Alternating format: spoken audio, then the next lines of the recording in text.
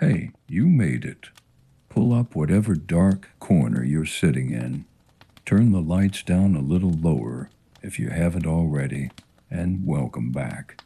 Tonight, I want to tell you about something that happened on a highway in rural Georgia late on a February night to a woman named Mara. Now, I found this story on a forum. Mara posted it herself about 3 weeks after it happened, and she said she was posting it because she needed someone to tell her she wasn't losing her mind. She got about 12,000 replies. I don't think most of them helped, so turn off whatever else you're doing. This one's going to stay with you. Mara was driving home from her mother's house in Savannah. It was a trip she'd made 100 times, 4 hours up I-16, then a cut west through the dark back roads of Lawrence County. She knew the route by heart. She could do it half asleep, she always said. That night she almost did. It was just past 2 in the morning when she realized she hadn't seen another car in over 40 minutes.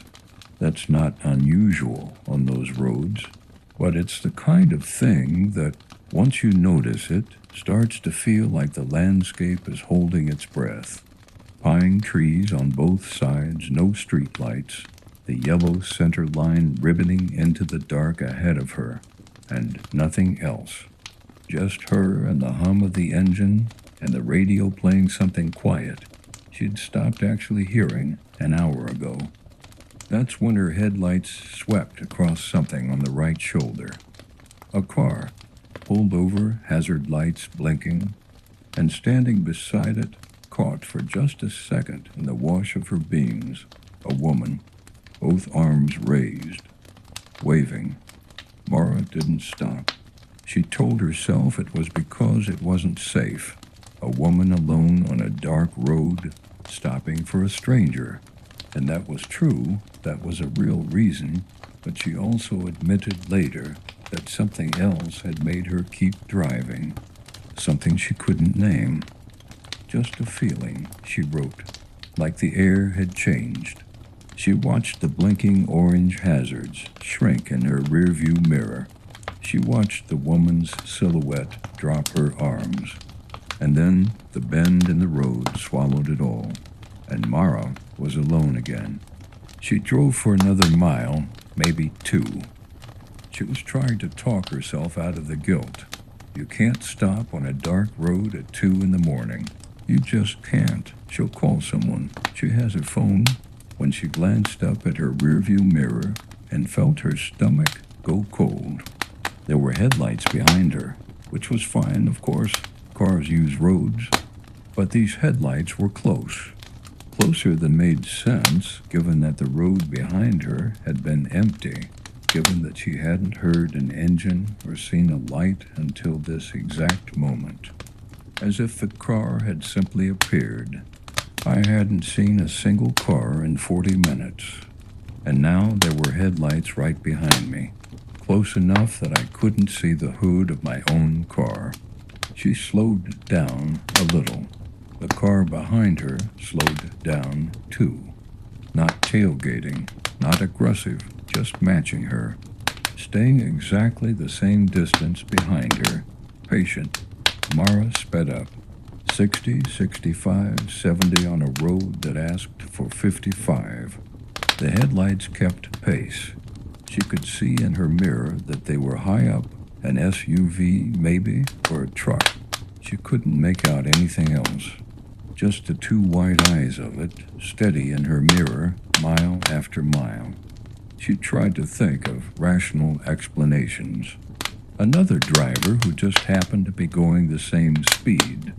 Someone as unsettled by the empty road as she was, taking comfort in the taillights ahead. Normal, she told herself. This is normal. Then the vehicle behind her flashed its high beams. Once. A hard, sudden flood of white that filled her entire car and left her blinking. Then darkness again. Then 3 seconds later, it did it again. Mara's hands tightened on the wheel. In the movies, that means someone's trying to warn you. That's the trope, right? Someone flashing their lights at you on a dark road means something is wrong, means you need to pull over, means there's danger ahead, or behind, or with you. She did not pull over. She called her husband instead, phone on speaker, and she told him in a low and very steady voice that she needed him to stay on the line. He asked what was wrong, and she said she didn't know yet. He asked where she was, and she told him, and she heard him moving in the background, the sounds of a man getting out of bed and going somewhere else in the house, and somehow that sound, the normalcy of it, the sleepy domestic realness of it, helped. The lights stayed behind her for 11 more minutes. She counted. Then, without warning, they were gone. No turnoff she saw, no intersection, no driveway. One moment they were there, and then her mirror was just dark again, and the road behind her was empty, the same way it had been before the car appeared. Mara let out a breath she'd been holding for 11 minutes. Her husband kept talking to her. She kept driving. She got home 40 minutes later, pulled into her own driveway, and sat in the car for a long time with the engine running and the doors locked before she went inside. She wrote the whole thing up the next morning, posted it to the forum, and said, "Okay, it was probably nothing, right? Just a weird driver? I'm being paranoid. And here's the thing. That might have been the end of it. A late-night scare, a racing heart, a story to tell at dinner. It might have been nothing, except that when she got out of her car the next morning to go to work, she found something on her back windshield. Not a note, not a scratch, not damage of any kind. A handprint on the outside of the glass, small, adult-sized but narrow. The kind of handprint you leave when you press your palm flat against something, just the one, right in the center of the rear windshield, as if someone had been standing behind her car while it was moving. My car was going 70 miles an hour, and there was a handprint on the outside of my rear window. She posted a photo. The replies went wild with explanations. A gas station she'd forgotten stopping at, a car wash, kids in a parking lot earlier that day. And honestly, any one of those might be right. Most of them probably are. But Mara said one more thing at the end of her post, almost as an afterthought. She said she'd gone back and thought carefully about the woman on the shoulder, the one with the broken-down car, the one she hadn't stopped for, and she realized something that had been sitting wrong with her since that night, something she hadn't been able to put a name to. When her headlights hit that woman, both arms raised, waving, the woman was facing away from her, not waving at Mara to stop, not looking at the road, at the oncoming car, at her only chance at help for 40 miles in either direction, facing the woods, arms up, waving at the trees. I've thought about this story a lot since I first read it. There are explanations. There are always explanations, but I keep coming back to that image.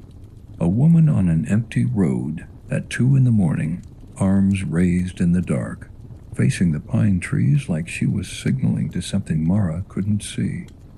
Like she was letting it know, here comes another one. Mara never found out whose car was broken down. She never found out who was driving behind her.